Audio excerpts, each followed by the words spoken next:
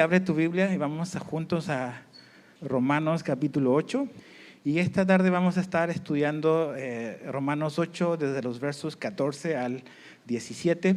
Hemos bajado un poco la velocidad en este capítulo. Es un capítulo importante en este libro y en la vida cristiana. Entonces queremos poder sacar lo más que se pueda en 50 minutos que estamos juntos en la palabra. Entonces vamos a leer desde los versos 14 de Romanos 8 hasta el verso 17. Dice así: porque todos los que son guiados por el Espíritu de Dios, los tales son hijos de Dios.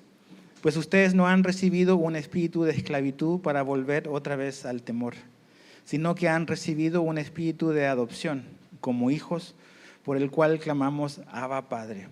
El Espíritu mismo da testimonio a nuestro espíritu de que somos hijos de Dios.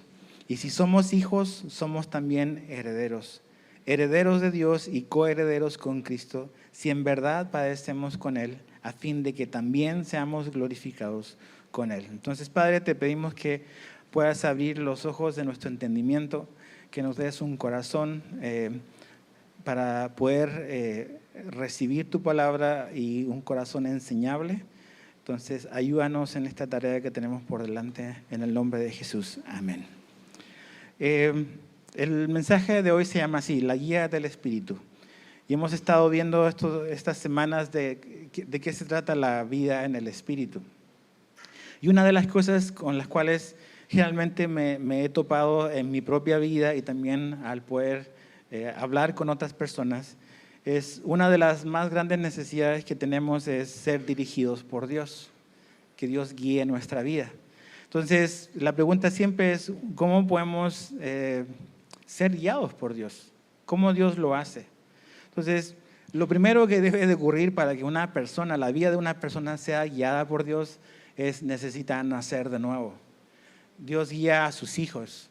Entonces, cuando venimos en fe y en arrepentimiento a Dios y ponemos nuestra confianza en Cristo, ese día dice la Biblia que nacemos de nuevo. Dios nos regenera y nacemos espiritualmente. Y desde ese momento en adelante, lo que ocurre es que el Espíritu Santo viene a vivir dentro de nosotros, viene a habitar nuestra vida. Ahora, esto significa algo. Cuando el Espíritu Santo viene a habitar nuestra vida, significa que ahora ya somos hijos de Dios, somos parte de su familia. Ahora, cuando el Espíritu Santo habita nuestra vida y somos hijos de Dios, comienza esta vida que llamamos comúnmente la vida en el Espíritu. La vida en el Espíritu. ¿Y qué significa? ¿Qué implica la vida en el Espíritu? Implica varias cosas. La semana pasada vimos una de ellas, y es que el Espíritu Santo o la vida en el Espíritu significa crecer en santidad. ¿Cómo se llama la persona que vive en nuestra vida? El Espíritu, ¿qué? Santo. Entonces, ¿qué es lo que produce el Espíritu Santo en la vida de una persona? Santidad. Nos va a ayudar a crecer en santidad. ¿Y cómo eso ocurre? El verso 13 nos decía Romanos cómo eso ocurre. Dice el verso 13: porque si ustedes viven conforme a la carne habrán de morir, pero si por el Espíritu hacen morir las obras de la carne, vivirán. Entonces, la vida en el Espíritu es crecer en santidad, y eso ocurre porque el Espíritu Santo en nosotros nos da el poder para poder resistir victoriosamente al pecado, resistir victoriosamente a la carne todos los días.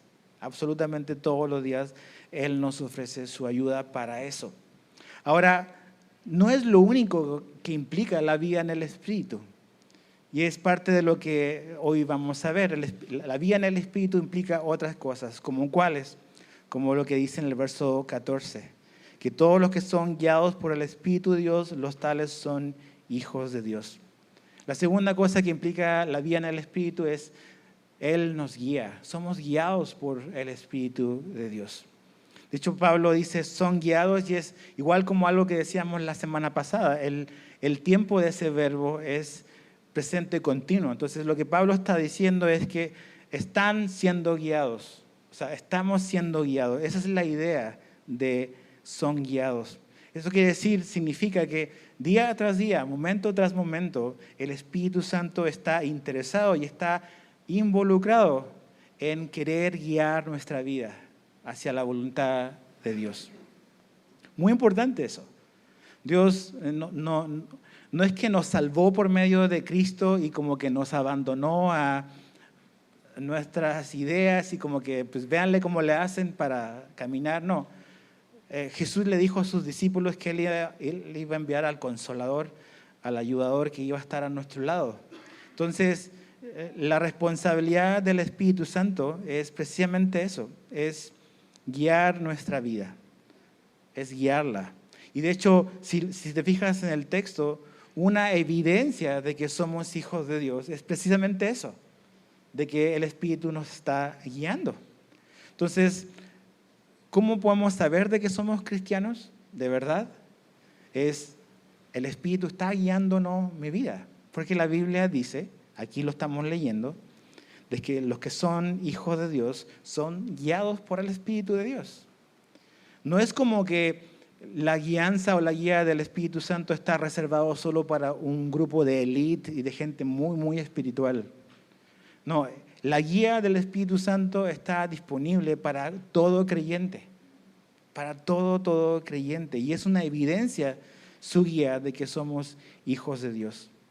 Ahora, la responsabilidad del Espíritu Santo es esa, es guiarnos. ¿Es solo una tarea o una responsabilidad de Él? Sí, de guiarnos, sí. Es su responsabilidad. Pero nuestra responsabilidad como cristianos, como creyentes, es la de cooperar siguiendo su guía. Pablo no dice que el Espíritu Santo nos va a arrastrar o nos va a empujar.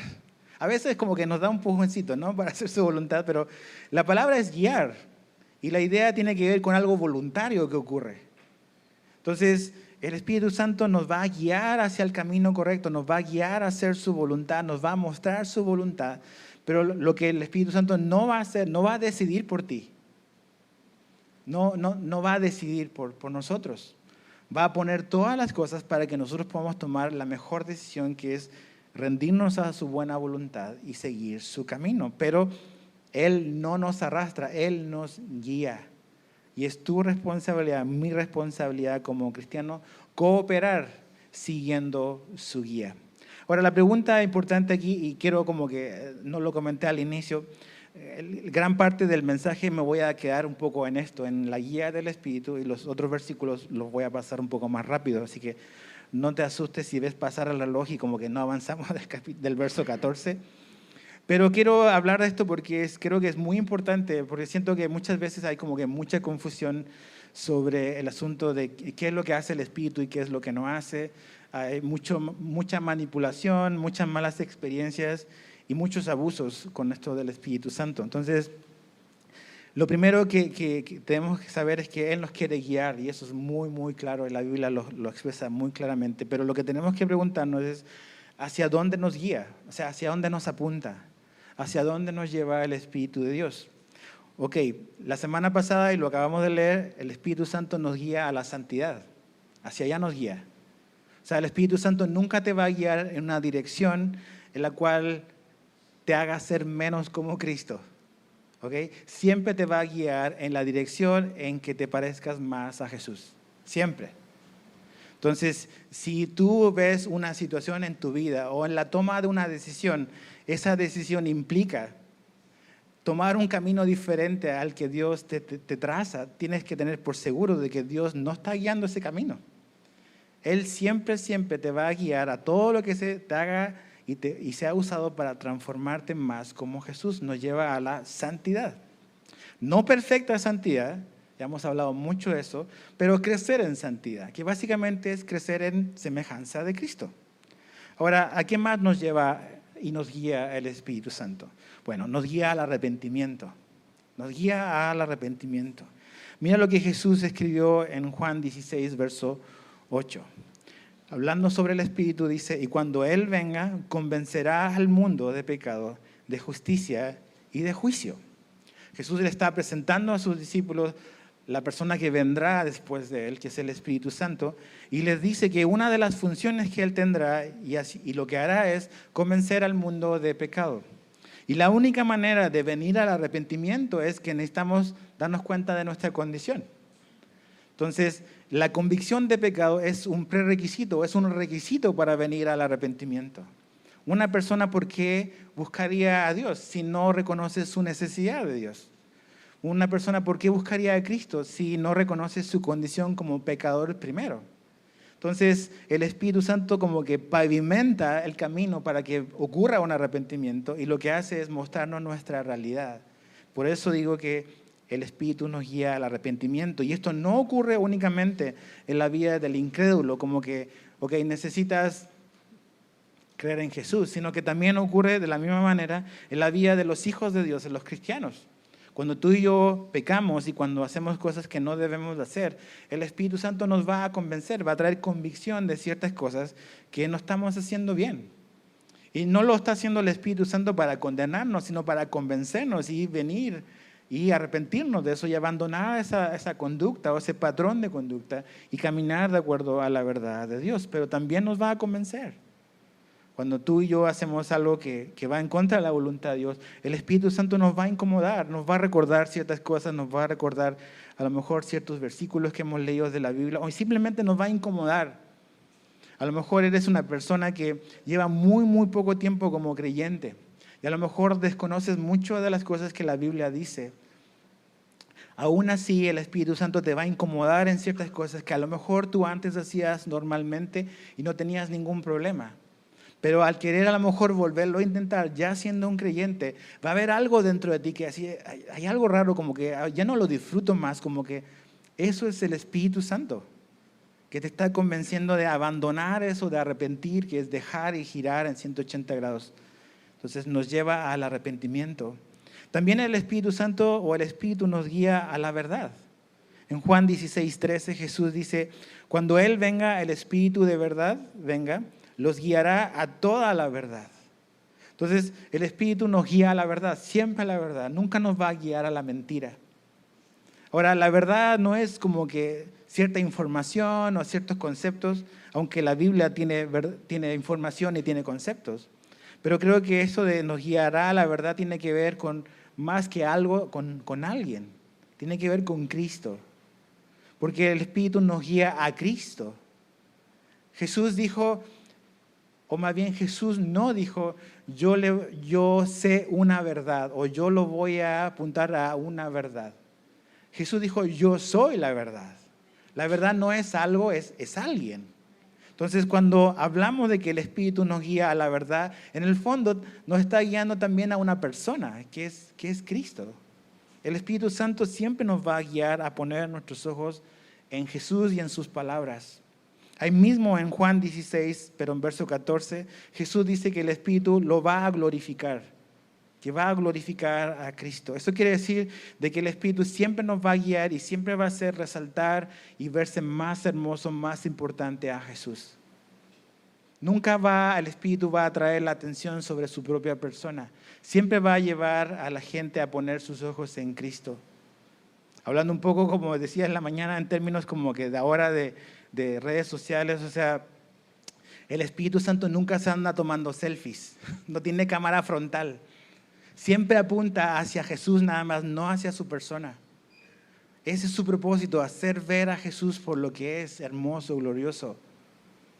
Nos apunta a la verdad y esa verdad es Cristo, es una persona. ¿Hacia dónde más nos guía el Espíritu? Nos guía al amor.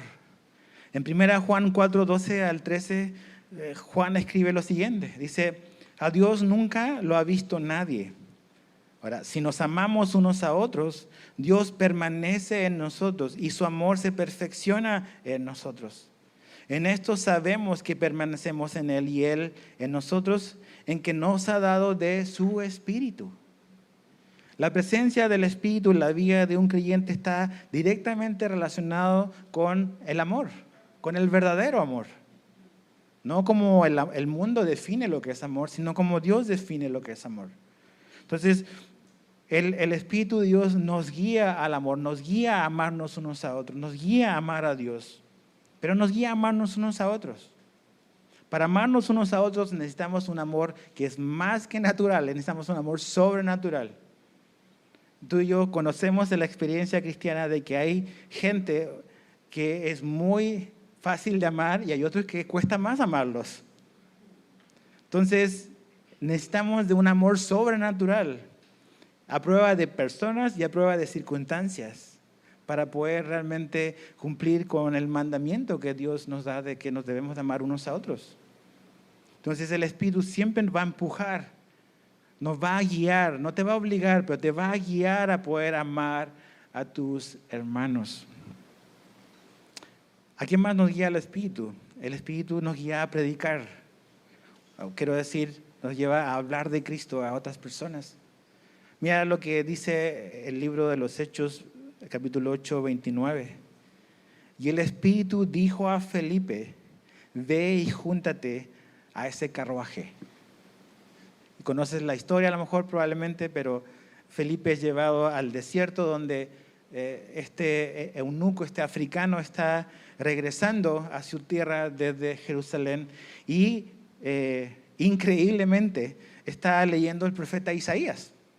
Pero el eunuco no tiene la menor idea de quién está hablando Isaías. Pero Felipe va ahí y ve el carruaje y el Espíritu Santo le dijo, acércate al carruaje. Así, ¿no? Acércate al carruaje. Y Felipe inicia una conversación con él y le empieza a preguntar, oye, ¿entiendes? Y viene esta conversación y el eunuco terminó siendo salvo y se bautizó ahí luego, en el desierto. Entonces, ¿a quién nos guía el Espíritu Santo? A hablar de Cristo a otros. Y creo que esto es muy importante porque muchas veces vemos el asunto como de evangelizar como una actividad que se hace grupalmente como iglesia un día en particular, y eso tiene lugar, obviamente, no estoy diciendo que no.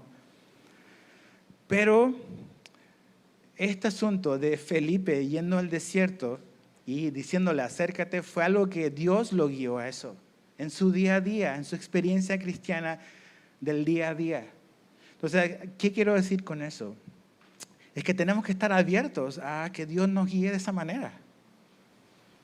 Si ves a una persona en tu cafetería favorita, de repente con la Biblia abierta y él leyendo Isaías 53 y como que rascándose la cabeza como que no entiende, nos quedaríamos como que sin hacer nada. Dice, pues es la mejor oportunidad. Y eso es lo que hizo Felipe, pero empujado por el Espíritu, porque el Espíritu lo estaba guiando a hablar de Jesús. Entonces, cuando tú tienes el deseo de hablarle a alguien, a lo mejor has estado orando o conoces a alguien en tu familia o en tu trabajo o alguien donde estudias y dices como que sientes como que esa carga de a lo mejor de hablarle, ese no eres tú, ese es Dios. Y tienes que aprender a reconocer su voz de esa manera. O sea, el Espíritu te va a guiar en ciertos momentos y te va a poner en ciertas circunstancias simplemente para que tú puedas ser un instrumento de Él para predicarle a alguien sobre Cristo. A eso también nos guía el Espíritu Santo. No solamente a ver a Jesús, sino también a hablar de Jesús a otros. Y la última cosa de a qué nos guía el Espíritu son como de 3 en 1, es a la palabra, a la comunión y a la oración. La semana pasada lo mencioné un poco, creo que vale la pena repetirlo. Cuando vemos a la iglesia del libro de los Hechos, después del día de Pentecostés, habían 3 cosas en las cuales ellos perseveraban, o 4. Una era la enseñanza de los apóstoles, en la comunión, en el partimiento del pan y en las oraciones. Esa es una iglesia que es un perfecto reflejo de cómo se ve una iglesia o cómo se ven los cristianos como en fuego y en llamas por Cristo. Se ven ¿qué? Leyendo la Biblia. Se ven teniendo compañerismo unos con otros. Se ven orando unos por otros juntos. Se ven tomando la cena del Señor juntos. ¿A qué nos guía el Espíritu? A hacer esas cosas. Hacer esas cosas. Ahora, no solamente tenemos que responder a qué nos guía el Espíritu, sino cómo lo hace. ¿Cómo nos guía el Espíritu a hacer todas estas cosas o a vivir en la voluntad de Dios? Primero, y lo más importante, el Espíritu nos guía por medio de la palabra de Dios. Por medio de la palabra de Dios. 2 Timoteo 3:16 dice, Toda escritura es inspirada por Dios y útil, ¿para qué? Para enseñar, para reprender, para corregir y para instruir en justicia. La palabra de Dios fue inspirada por el Espíritu de Dios y el Espíritu de Dios siempre nos va a llevar a su palabra. Ahí está la verdad y ahí está todo lo que necesitamos en enseñanza, en reprensión, en corrección y en instrucción. El Espíritu Santo nunca va a hacer y va a decir algo y va a enseñar cosas que vayan en contra de la palabra que Él mismo inspiró. El Espíritu Santo no se contradice a sí mismo. Creo que también esto es importante, como que para que nos conozcas un poco a nosotros, si llevas poco tiempo entre nosotros creemos fielmente en que Dios nos habla de primera manera a través de la palabra de Dios. Y nunca vas a ver en nuestros servicios de repente que alguien se pare y empiece a decir, esto dice Dios. ¿Por qué no creemos y por qué no permitimos eso? Porque creemos de que Dios nos habla primeramente por su palabra. Y creemos de que Dios no se interrumpe a sí mismo. Y eso es lo que ocurre cuando alguien empieza a hablar cosas. Entonces, cuando nos juntamos como congregación, lo que hacemos es abrimos este libro y vemos y leemos y estudiamos lo que Dios nos tiene que decir. ¿Por qué en otros lugares lo hacen diferente? No sé, pregúntales a ellos, pero nosotros hacemos diferente. Creemos de que Dios nos habla por medio de su palabra. Y Dios nunca se interrumpe a sí mismo. Si yo estuviese hablando de humanismo, a lo mejor Dios me va a interrumpir. Pero si estamos usando la Biblia, el libro que Él inspiró, veo muy, muy difícil de que Dios se interrumpa a sí mismo. El Espíritu Santo siempre nos va a llevar a la verdad. Entonces, ¿cómo nos guía a Dios? Por medio de su palabra. Cuando abrimos, Él nos enseña. Ahora, pienso un poco en 1 Pedro 1:19. Pedro está escribiendo, y en los versículos anteriores al verso 19, Pedro empieza a relatar la experiencia que él y sus 3 discípulos, tuvieron con Jesús en el monte de la transfiguración. Ellos vieron a Jesús transfigurado, un cuerpo glorioso, y fue una súper experiencia, así espiritual, asombrosa. Pero justamente después de que él habla de eso, de que tuvieron esta experiencia increíble de ver a Jesús de esa manera, Pedro dijo algo muy, muy importante. Él dice en el verso 19, tenemos también la palabra profética más segura, a la cual hacéis bien en estar atentos. Y no está hablando de la palabra como de un profeta que se levantó a hablar, no está hablando de la palabra de los profetas. Y son el Antiguo Testamento, es la palabra escrita. A eso está hablando Pedro.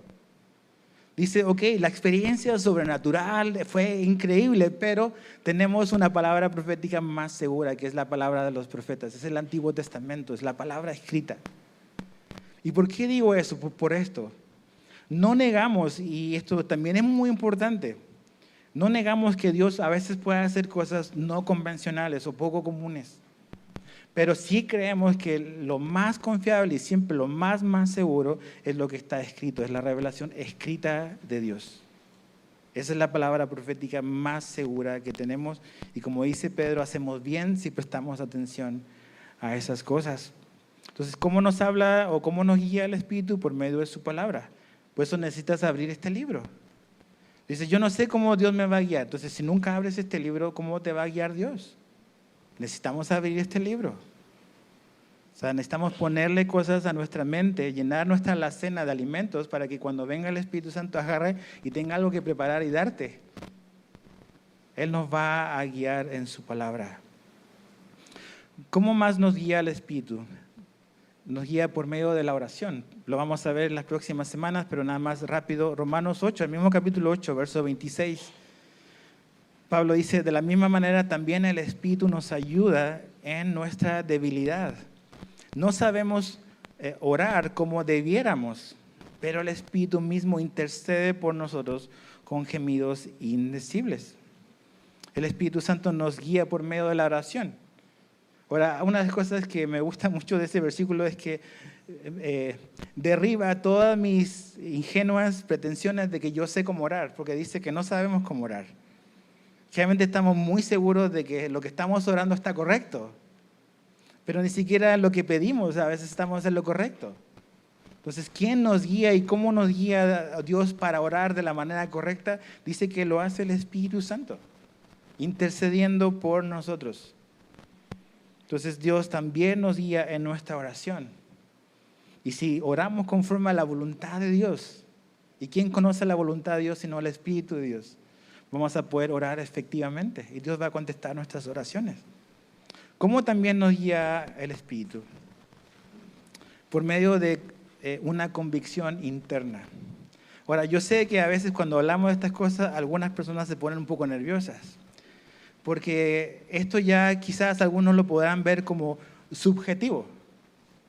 Cuando siempre empezamos a hablar de una impresión o como de una convicción, dices, bueno, eso puede ser, pero también puede que no. Es un poco subjetivo, pero vemos en la Biblia, y creo que hay varios ejemplos de que Dios a veces pone una convicción en nuestro corazón, su espíritu. Hay muchas cosas que la Biblia claramente nos dice cuál es la voluntad de Dios. O sea, Dios no te va a decir, no te va a dar el nombre y apellido a lo mejor con quién te debes de casar, pero sí te va a hacer una muy buena descripción de quién debes de buscar para casarte. Hay muchas cosas que Dios nos dice claramente. A veces yo creo que necesitamos ni siquiera orar. Dios ya nos reveló. Pero hay otras muchas cosas donde no sabemos si tienes que tomar ese trabajo o no. O si te tienes que cambiar de casa a este lugar o no. Eso no te lo va a decir la Biblia en la página 566. No funciona así. Entonces, ¿cómo Dios te va a guiar? ¿No te quiere guiar en esas cosas? Absolutamente te quiere guiar también en esas cosas. Entonces, ¿cómo te va a guiar Dios? Yo creo que pasando tiempo en la palabra, orando, pero también en algún momento a través de todo lo que has orado y todo lo que has leído, yo creo que Dios va a poner una convicción en tu corazón, en tu espíritu. Mira, Hechos 8:29 otra vez, el texto de Felipe yendo al desierto y pegándose al carruaje, dice que el Espíritu le dijo a Felipe. No da una explicación de cómo se lo dio a entender, porque no es lo más importante la forma. Lo más importante es lo que el Espíritu hizo, pero no se nos dice la forma en que se lo dijo. Entonces, puede haber sido audible, no digo que Dios no, pero lo veo poco común, no veo que Dios hace tantas de esas cosas en el Nuevo Testamento. Sí creo que el Espíritu sí guía y hace cosas fuera de lo normal, sobrenaturales, absolutamente. Pero creo que muchas veces Dios guía de esa manera. Es la voz del Espíritu, es la convicción interna de ciertas decisiones que tenemos que tomar en el día a día para seguir su voluntad. Felipe oyó que el Espíritu le dijo, pégate a ese auto, ¿no? Pégate ahí, baja el vidrio, a lo mejor te va a hacer una pregunta el chofer del carro de al lado. ¿Tendrías fe para hacer eso? Ahí está. Entonces, dicen, no, es que ya estas cosas ya no pasan. Ese es el problema. Una mala interpretación nos ha llevado a vivir vidas cristianas dependiendo en métodos y no en el Espíritu de Dios. Hay gente que le tiene miedo otra vez a estas cosas y yo lo entiendo. Aquí hay gente de todos los colores y sabores, trasfondos muy diferentes. De iglesias en las que has estado, y muchas veces estas cosas de que Dios me dijo es peligroso.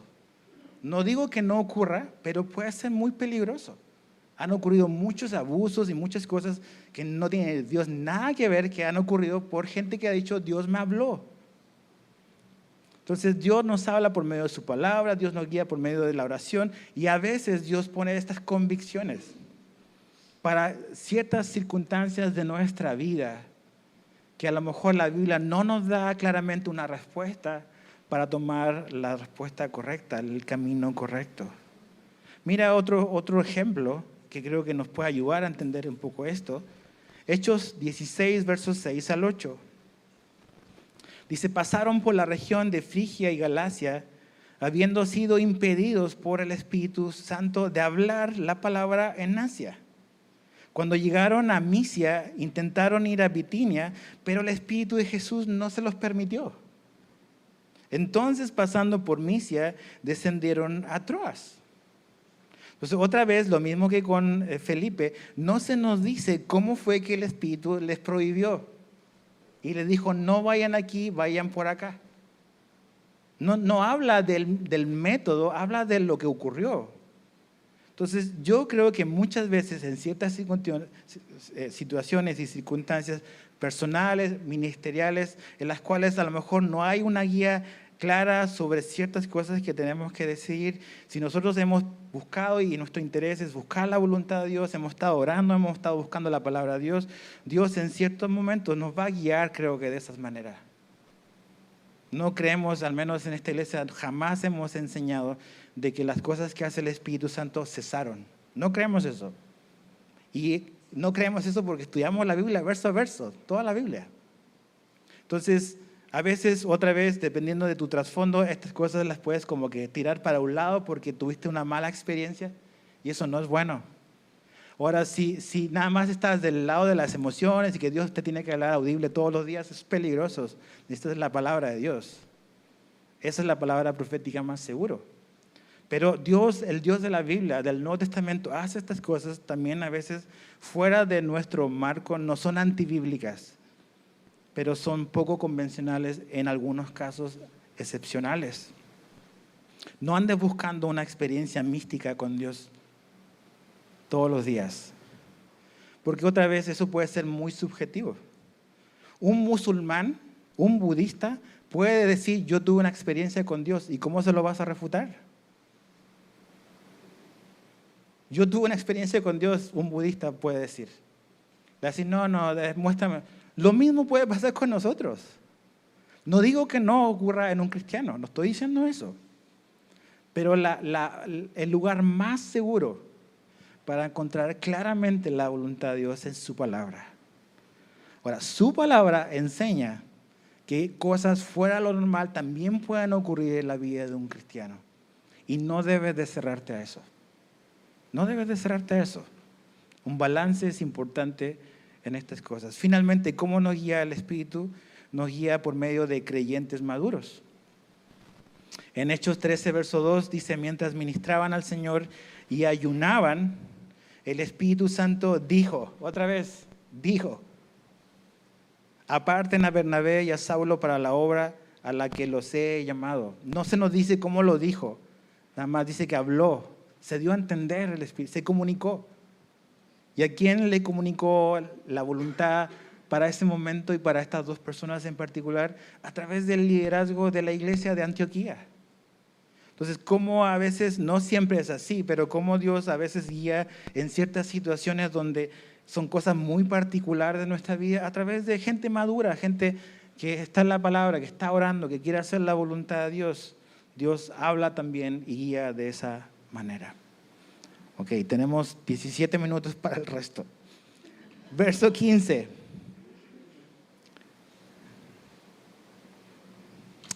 No, eso es todo. Pues ustedes no han recibido un espíritu de esclavitud para volver otra vez al temor, sino que han recibido un espíritu de adopción, como hijos por el cual clamamos, Abba Padre. Ok, la vida en el Espíritu no es solamente y no es únicamente ser guiados por el Espíritu, sino que también tiene que ver que tenemos confianza. Y aquí Pablo habla de esta frase que él repite a lo largo de estos versículos de hijos, somos sus hijos. Entonces, somos la familia de Dios.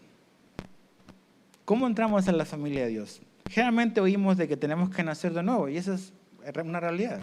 Entramos a la familia de Dios mediante un nacimiento. Nacemos dentro de la familia de Dios. Como tú naciste en la familia a la que perteneces. Naciste ahí. Naciste de tu familia.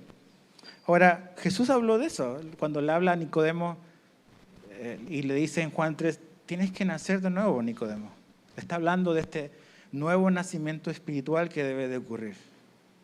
Pero esa no es la única manera en la que la Biblia relata que entramos a la familia de Dios. Pablo habla aquí de otro concepto que es el único que él habla en el Nuevo Testamento de esta verdad, y es el asunto de la adopción. También entramos a la familia de Dios mediante adopción. Ahora, no voy a entrar en detalles, pero esa palabra adopción, la palabra que usa aquí Pablo en el original, tiene que ver con la idea de ser colocado dentro de una familia y tiene una connotación como de adulto. ¿ok? Significa ser colocado dentro de una familia como un hijo, pero como un hijo adulto. ¿Por qué hago esta diferenciación? Por ejemplo, hay una diferencia entre un niño que nace en una familia y que va creciendo como un bebé. Es parte de la familia, ¿verdad? Pero por su edad y por su madurez, a lo mejor no tiene acceso a todos los privilegios que tiene el resto de la familia. ¿Por qué? Porque es un niño, ¿no? O sea, a un niño no le vas a dar, o a un niño de 4 o 5 años, no le vas a pasar tu tarjeta de crédito. Y no le vas a dejar deshabilitado las compras dentro de las aplicaciones porque te va a fundir tu tarjeta. ¿Ok? ¿Por qué? Porque no está preparado para ciertas responsabilidades y privilegios. Es parte de la familia. Pero la idea de la palabra que Pablo usa aquí para adopción es la idea de una persona que ha sido introducido como un hijo en una edad madura. Y la idea es que hay ciertos privilegios que una persona mayor de edad puede gozar. O sea, a lo mejor pues en muchos países teniendo 18 años ya eres un adulto y ya puedes legalmente hacer muchas cosas. Antes de los 18 a lo mejor no. Antes de los 16 a lo mejor no. Entonces la idea de adopción no habla tanto de nuestra naturaleza como de nueva naturaleza, sino que habla de nuestra posición. Entonces la idea es esta. ¿Cómo nacemos a la familia de Dios? Mediante un nuevo nacimiento. Eso nos cambia nuestra naturaleza. Pero la adopción tiene que ver con los privilegios a los que gozamos. Entramos a la familia de Dios con todos los privilegios espirituales que tenemos desde el día número 1. O sea, tenemos acceso a todas las bendiciones de Dios desde el día número 1. No necesita pasar tiempo para poder disfrutar de las bendiciones espirituales que nos da Cristo. ¿Por qué? Porque hemos sido introducidos a su familia como si fuésemos un adulto, con acceso a los beneficios que Dios nos da por ya ser mayor de edad, por decirlo de alguna manera. Pero eso ocurre desde el día número 1 de nuestra salvación. Entonces Dios no te va a decir, no tienes acceso a mi amor y a mi paciencia y a todas esas cosas hasta que pases 10 años como cristiano. Para que madures un poco, no. Tenemos acceso a toda bendición espiritual desde el día número 1. Y eso significa que desde el día número 1 tenemos cercanía con Dios. Y Pablo dice aquí que este asunto de esta adopción nos lleva a clamar, dice, Abba Padre. Abba Padre. Entonces, la vida en el Espíritu es mayor cercanía con Dios. Abba quiere decir papá. Yo sé que muchos han llegado al extremo de decir papito. No creo, he estudiado un poco el asunto y no creo que va tan allá. Es padre y es papá. Es de cercanía, es de confianza. Entonces, la vida en el Espíritu significa cercanía y confianza con Dios. Eso es lo que nos da la vida en el Espíritu. Podemos acercarnos con toda confianza a Jesús. Piensa en esto, Dios no está interesado en tu mera como que obediencia. Dios sí quiere que le obedezcamos, sí, obviamente. Pero Dios está interesado en una relación con nosotros, en cercanía con nosotros. Él nos ama y quiere que también nosotros le amemos a Él. ¿Te acuerdas lo que Jesús le dijo a Pedro cuando al final del Evangelio de Juan? Jesús no le preguntó a Pedro, a ver Pedro, ¿cuánto más estás dispuesto a hacer por mí? No le dijo eso. Le preguntó, Pedro, ¿me amas? Eso es lo que le interesa a Jesús. No estoy diciendo que servirle, obedecerlo no importa, pero tenemos que poner las cosas en su lugar. Después de que Jesús le pregunta, ¿me amas? Le dice, apacienta mis ovejas. ¿Por qué? Porque lo que hacemos por Jesús debe ser un resultado de nuestro amor por Jesús y de su amor por nosotros. Entonces, Dios está interesado en una relación contigo. Quiere que estés más cerca de Él. Él quiere estar más cerca de ti. Él se ha acercado. Entonces tenemos confianza. ¿Qué más tenemos? Seguridad, verso 16. El Espíritu mismo da testimonio a nuestro espíritu de que somos hijos de Dios. Todo cristiano verdadero tiene la convicción, otra vez, en su espíritu de que es un hijo de Dios. La vida en el espíritu significa tener certeza y seguridad de salvación. Tener la certeza de que efectivamente somos hijos de Dios, de que somos parte de su familia. Ahora, ¿cómo funciona eso de que dice que da testimonio a nuestro espíritu? Otra vez, a veces hay cosas que pueden sonar un poco subjetivas. Yo creo que la manera en la cual el espíritu da testimonio a nuestra vida es mediante una convicción interna. Algo que a lo mejor no te puedes explicar. Nada más tú sabes de que eres un hijo de Dios. Ahora, ¿es la única manera en la que podemos saber si somos hijos de Dios? No. Creo que hay no solamente convicción interna, sino que también hay una evidencia externa. Si solo dependiera de cómo te sientes, sería un poco tormentoso. Porque a veces hacemos cosas y decimos, y ya estuvo, ya perdí mi salvación. Y nos guiamos por lo que sentimos, por las cosas que suceden. Pero creo que junto con una convicción interna, que puede ser quizás para algunos un poco subjetivo, hay algo más objetivo, que es evidencia externa. ¿Y cuál es la evidencia de que somos hijos de Dios? Nuestro fruto. Fruto. En Mateo 7:16 Jesús dijo, por sus frutos los conocerán.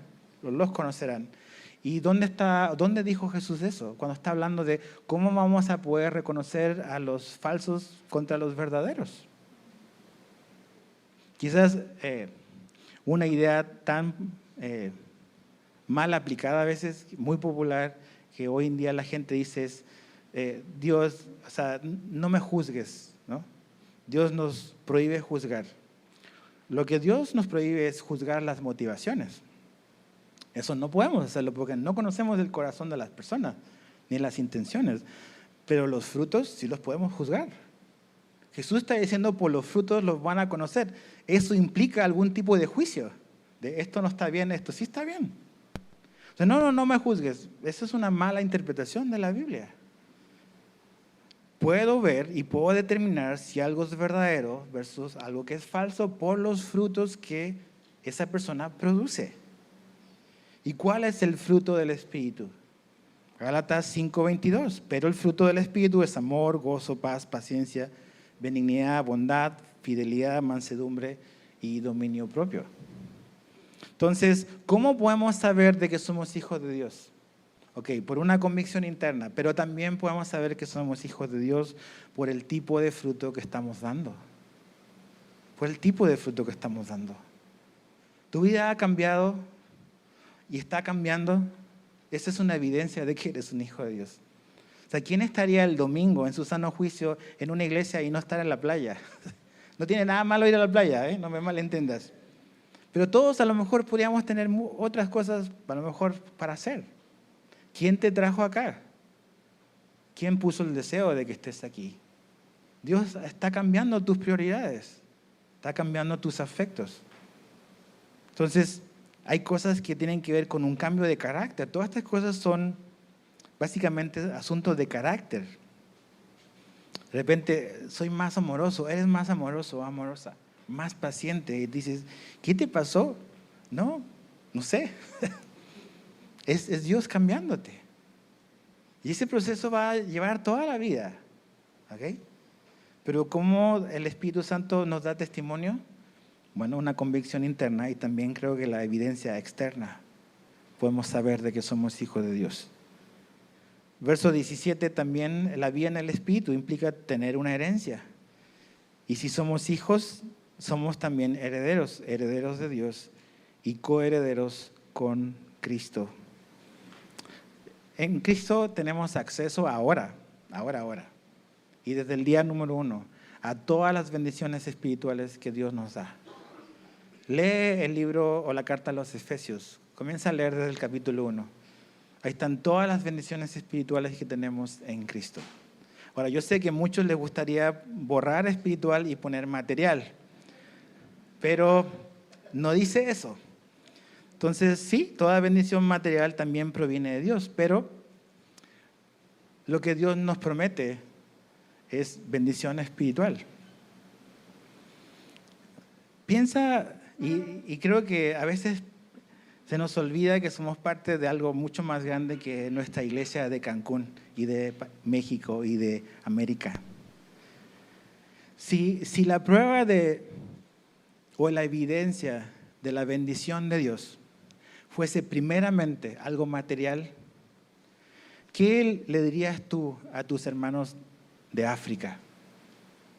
¿Qué le dirías tú a tus hermanos en Corea del Norte, donde son perseguidos?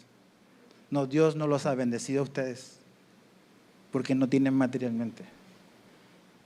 El evangelio es verdad porque funciona en todas partes igual. En todas partes funciona igual. Entonces, a este lado de la eternidad, hay gente que Dios, por su gracia, le ha dado más materialmente. Es la bendición de Dios. Pero la mayor prueba de la bondad de Dios son todas las bendiciones espirituales que Él ha dado a todos sus hijos. A todos. Y a esas bendiciones que están en Efesios 1, léelas a partir del verso 3, tenemos acceso y esa es nuestra herencia desde ahora.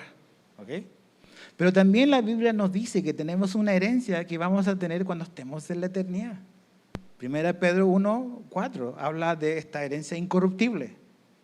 Eso es algo que vamos a recibir cuando estemos en la eternidad, en el futuro. Pero ahora tú y yo tenemos acceso a todas las bendiciones espirituales de Dios. Y finalmente, la vida en el Espíritu tenemos sufrimiento. Ay, no, Edgar, ¿cómo vamos a terminar con eso? Pues sí. De hecho, fíjate cómo lo pone Pablo. Dice, verso 17, y si somos hijos, somos también herederos. Como que va construyendo. Si somos esto, también implica esto otro, ¿verdad? Dice, herederos de Dios y coherederos con Cristo. Pero fíjate, si en verdad, es una condición, si en verdad padecemos con Él, a fin de que también seamos glorificados con Él. Entonces, ¿qué hay antes de la gloria? Hay padecimiento. Hay padecimiento. Okay, estas no son cosas que son populares en el movimiento de la prosperidad. Pero la Biblia nos habla de que hay sufrimiento y eso es parte de la vida en el Espíritu. El camino a la gloria está pavimentado de dolor. Eso es lo que ocurre. Lo vemos en la vida de Jesús, la vemos en la vida de sus discípulos, lo vemos en la vida de la iglesia primitiva. Otra vez, no nos confundamos por el contexto en el que vivimos, donde tenemos cierta libertad en México. O sea, gran parte, en muchos lugares del mundo, los cristianos son perseguidos por su fe. Hoy muchas personas habrán ido a la iglesia y no van a regresar a su casa. Entonces, perdemos un poco la noción de dónde estamos parados y que somos parte de algo más grande que nuestro metro cuadrado. Entonces, el acceso a la gloria implica padecimiento aquí y también es parte de la vida en el Espíritu. Entonces, hay ciertas promesas en la Biblia que no tenemos que perder o quitar un ojo de ellas. Juan 16:33, Jesús le dijo a sus discípulos, estas cosas les he hablado para que en mí tengan paz. En el mundo tienen tribulación, pero confíen, yo he vencido al mundo. Generalmente tú y yo buscamos paz cambiando las circunstancias.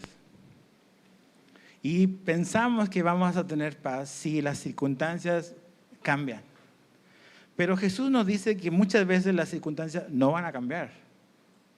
Pero Él nos ofrece una paz que no depende de las circunstancias. No es como una paz que tiene que ver con la ausencia de problemas, sino que es una paz que tiene que ver con su presencia en nuestra vida. Entonces, Él nos dice que en este mundo va a haber tribulación. Debemos de esperar eso.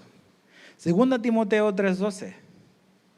Y en verdad dice todos, no dice algunos, los que quieren, obviamente le entras o no le entras a esta vida, quieren vivir piadosamente en Cristo Jesús, serán aplaudidos. No, perseguidos. Ok, cuando venimos a Cristo, tenemos que esperar, yo creo que dos cosas. Tu vida cambiada de verdad va a atraer a muchos o a algunos. ¿Cómo fue que una persona así cambió tan radicalmente? ¿Qué pasó con él? Pero también esa vida cambiada va a repeler a otros. Va a repeler a otros. Entonces, Jesús nos está diciendo de que debemos de esperar, por la simple razón de ser sus discípulos, que vamos a pasar por sufrimiento, por padecimientos, por nuestra fe. Eso puede ser familiarmente. A lo mejor eres el único cristiano, la única cristiana en tu familia, y eso te ha traído pues cierto distanciamiento con tu familia, porque ahora eres un amén, aleluya, y todas las etiquetas que te quedan decir. A lo mejor el que seas cristiano te va a traer ciertas consecuencias laboralmente.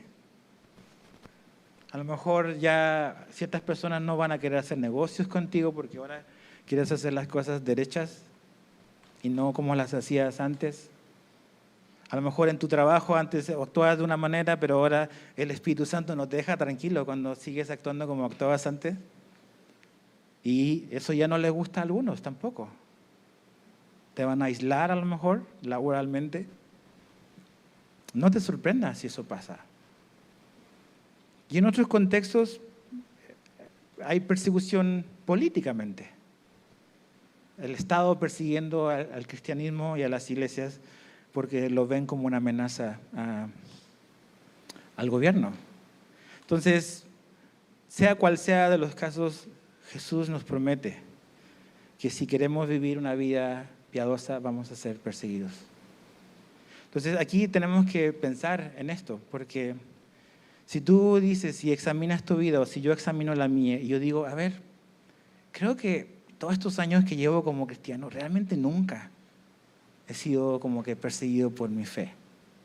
Lo que yo te diría a ti es, tienes que examinar si estás caminando en la fe. Porque la Biblia me dice que si yo voy a vivir piadosamente, yo voy a ser perseguido. No es si es que llega a ocurrir, es un hecho que va a ocurrir. Entonces, no puedo ser un cristiano o pretender seguir a Jesús y caerle bien a todo el mundo. No se puede. Tenemos que decidir a quién vamos a servir. Y como dije hace un rato, a muchos les va a atraer a lo mejor la integridad o una vida diferente, pero también a muchos otros los va a repeler. Filipenses 1:29. Porque a ustedes se les ha concedido, por amor de Cristo, no solo creer en Él, sino también sufrir por Él. Esa es una promesa y es un regalo de Dios. También es un regalo de Dios sufrir por Él. No podemos tapar el sol con un dedo. Esto no es lo que oímos normalmente. Generalmente cuando dices estás sufriendo es porque estás en pecado o porque no tienes fe y todas estas cosas horribles que se dicen a veces. El sufrimiento o el padecimiento también es un privilegio, es un regalo de Dios. Por la fe. No estamos hablando de porque hice esto, cometí un delito, no es eso. Está hablando de por la fe. Entonces, tú dices, no, eso es para los filipenses. Los cancunenses, la Biblia no dice nada. Ok, tienes que volver a leer todos los versículos que leímos. Esta es una promesa que Dios nos hace a todos. Entonces, ¿qué tenemos que hacer? Ok. Necesitamos, en los tiempos que vivimos, tener nuestra vida llena del Espíritu de Dios. Creo que como va avanzando el mundo, las cosas se están poniendo cada vez más complejas de vivir nuestra fe. Y creo que las cosas no van a mejorar, al menos si Dios no interviene de una manera sobrenatural, trayendo un despertar o un avivamiento en México las cosas no se van a poner mejor. Para los creyentes, me refiero. Entonces, no sé, Dios puede hacer algo diferente y debemos orar por eso, por un despertar por nuestra nación. Pero si eso no ocurre y si ocurre lo contrario, si en lugar de eso hay un hostigamiento aún más fuerte hacia la iglesia de parte del Estado o de parte del mundo, de la sociedad en la que vivimos, ¿qué vamos a hacer? Ya sabemos lo que la Biblia nos dijo. No nos debe de tomar por sorpresa. Entonces, ¿qué es lo que necesitamos? Ser llenos del Espíritu de Dios. Hechos 1:8. ¿Vamos a recibir poder para qué? ¿Para brincar alto? No. Para ser testigo de Jesús. En todo lugar, en toda circunstancia, en toda realidad. Entonces, vamos a pedirle eso a Dios. Señor, te damos gracias por tu palabra, porque nos enseña, nos instruye, nos corrige. Y pidiéndote, Señor, que podamos abrazar y entender y procesar tu verdad en nuestra mente, en nuestro corazón. Gracias por todas las bendiciones espirituales que nos has dado, porque son para todos iguales. No hay algunos más privilegiados que otros en eso. Y gracias por habernos dejado a tu Espíritu, Señor, como nuestro ayudador. Entonces, Señor, pidiéndote que tú nos puedas llenar cada vez más de Él, para poder vivir la vida cristiana que se ve como algo radical, pero esto es la vida cristiana normal. Entonces, Señor, hemos quizás hecho lo anormal como lo normal, pero realmente esta es la vida cristiana normal. Entonces, Señor, guarda esto en nuestro corazón. Gracias porque nos quieres guiar, porque nos has dejado algo que es seguro, como tu palabra, y porque también, Señor, a veces haces cosas fuera de lo normal, y también nos muestras tu voluntad para tomar el camino y la dirección correcta en nuestra vida.